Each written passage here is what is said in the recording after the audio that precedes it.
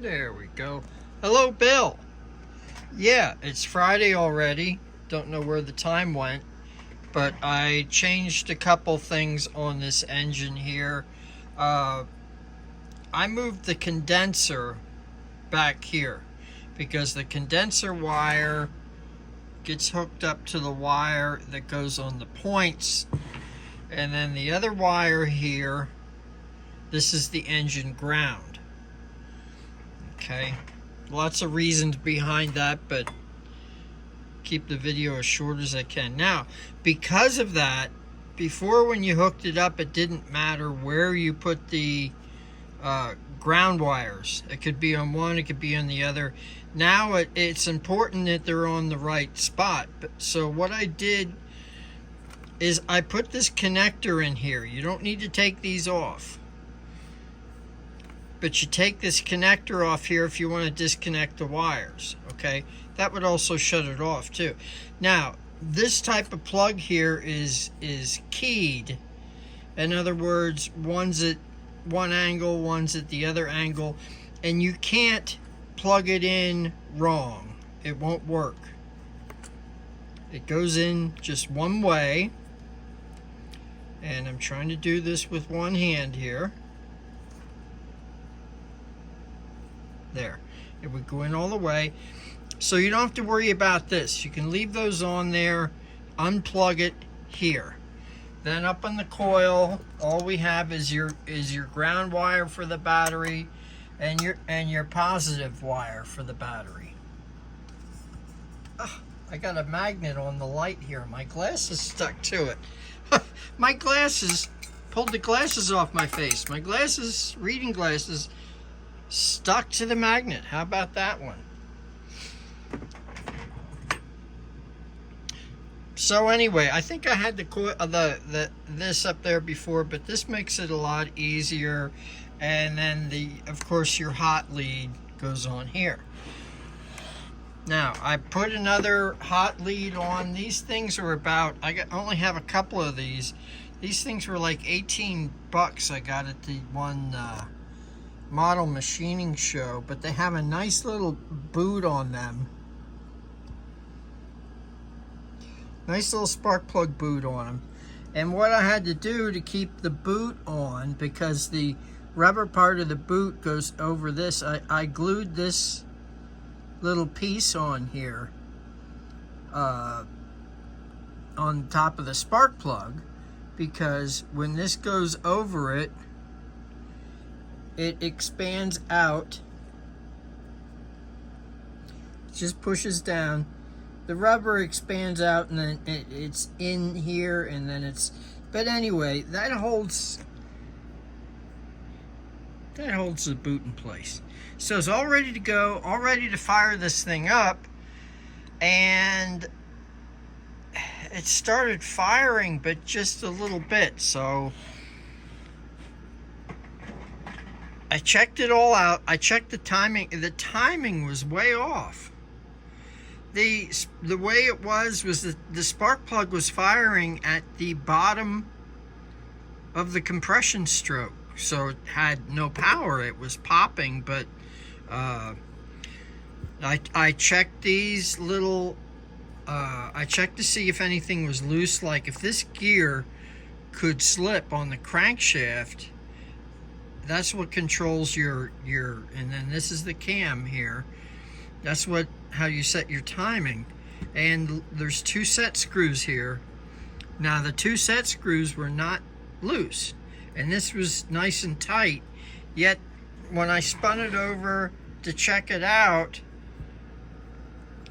let's see, there's compression stroke. These points will open right when it's going to fire. There. So they probably break contact right about there. And that makes it just a little bit after top dead center, probably before that. I think it's like set right in here. That would be top dead center, and it's going to fire right there. And that would be your power stroke. I don't know. So I had to adjust that. So I went to start it up, and it ran for a little bit, and then it shut off.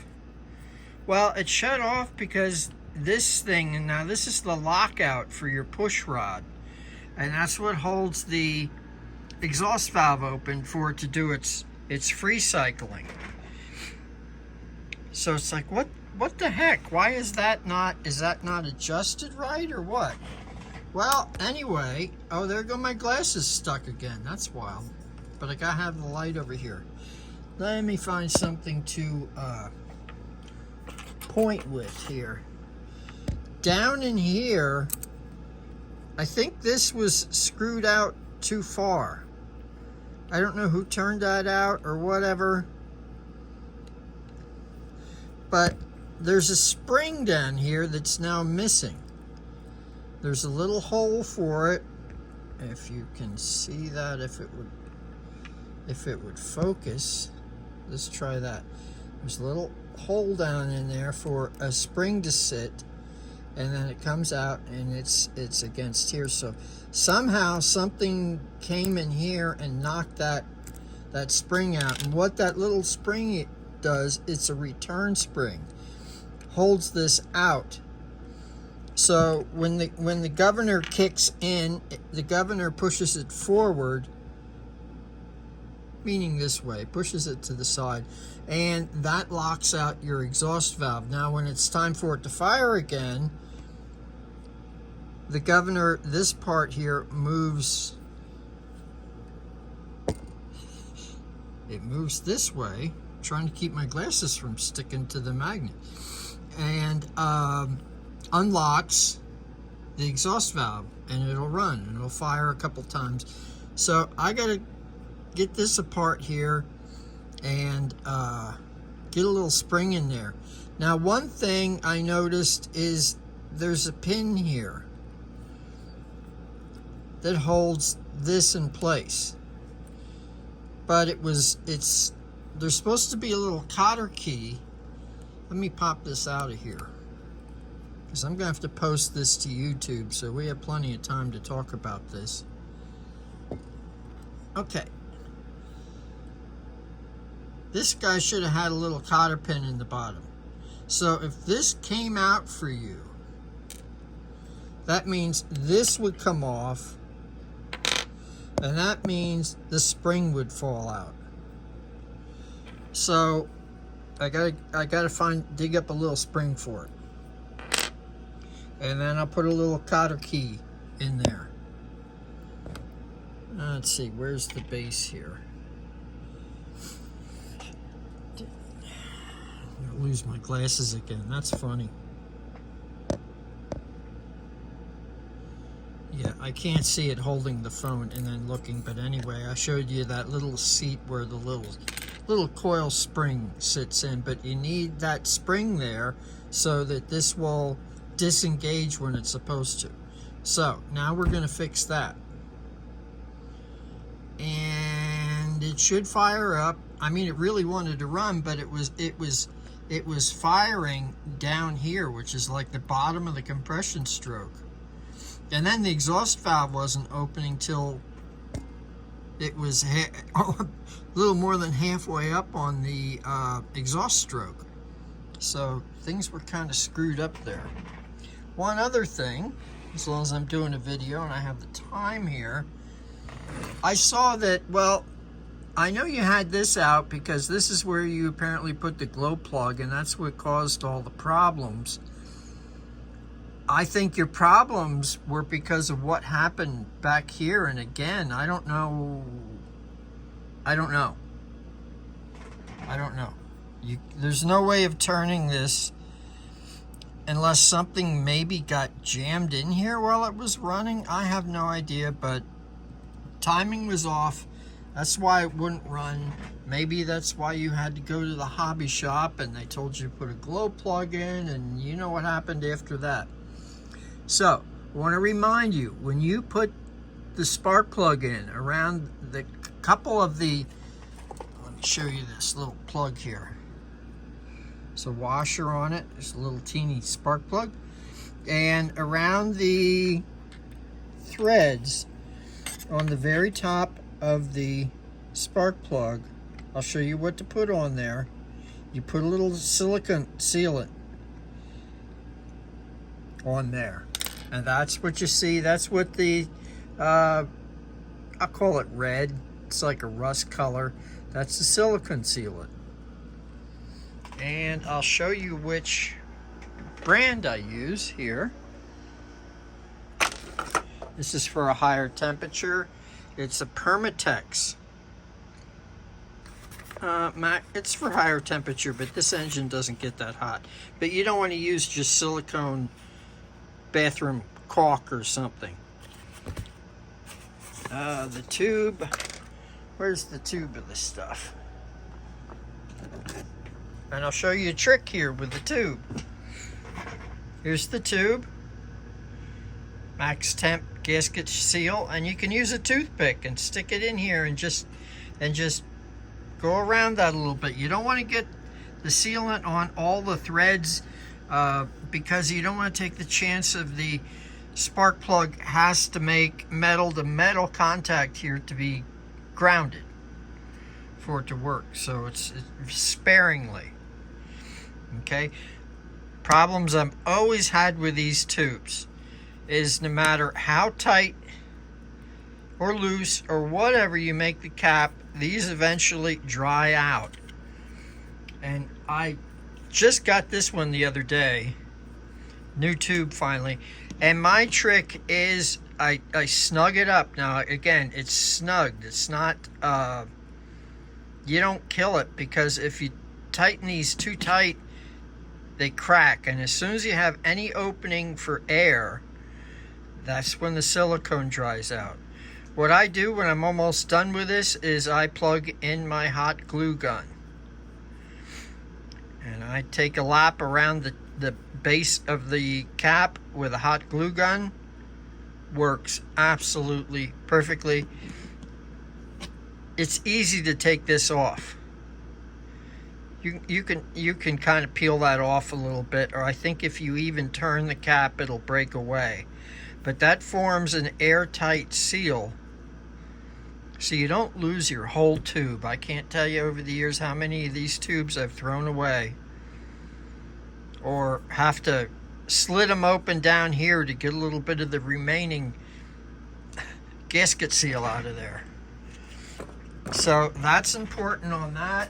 On your other engine, which is all rewired, and the I'll show you them when I start this one up. The spring is down there on the points that I put on. But this one as well, the plug was loose and there wasn't any compression. And I was thinking that it might be another problem I have to dig into. So I put silicone seal on this one because I tightened it down and then spun it over, and I used some Windex, squirted some Windex around there, and you could see it bubbling. So it wasn't sealing properly, so I used some silicone on there. So any of these engines, it's an area to check, because you just can't make the plug that tight, and sometimes even when you make them super tight, they don't seal anyway. So with these small engines that don't have a lot of compression to begin with, that's important to seal these up. So anytime you take this out, you need to reseal it, and then you need to let it sit for a little bit so that it seals up. So that's this one. These are the new wires on here. We'll get into this one when I fire it up. Over here is where I got to make the little pulley piece for the drill starter part to go into. And I'm going to have to make it fit inside of here, and then mill out a little spot for the, so it clears the keyway. It's going to go on, and then it's going to be attached. I'm going to have to drill and tap here. Probably 2 will be fine. Maybe I'll do 3. We'll see what size. Depends on what size screws I use. So there'll be some sort of little brass pulley here, and in the middle of that pulley will be this guy here, I'll get it inside there so it's kind of flush. And then you can use your, and you showed me the picture, you have it.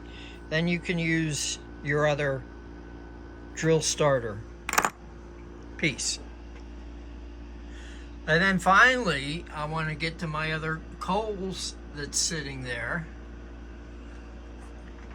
This is the one I want to do next. And if I get to it this year, probably this guy here. This vertical, it's a domestic. But that one's price is gonna be up there pretty good on that one. And this one's basically brand new, it's never been started. So that's what I'm maybe planning on selling the rest of this year, and I really need to focus. I really need to get to those. So that's yours, and that's yours, and that's the update right now. That's everything I have done. Anything else? I still have a couple minutes here. When I put this back together, this part has 2 pins in it. They're locator pins. Brass pins.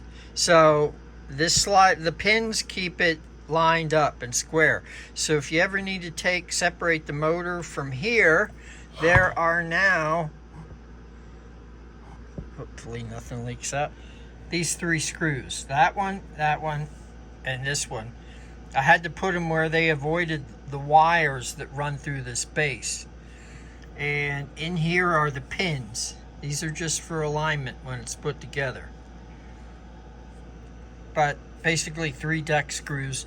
That's what holds the top down now.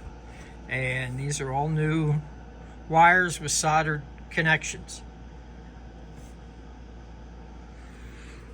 And I think I have pretty much covered everything for you right now. So I gotta see if I can find a little spring here for this thing now. And a micro-sized cotter pin, but I have a feeling maybe this came off for you at one time, and that's why that is missing. Let me see here.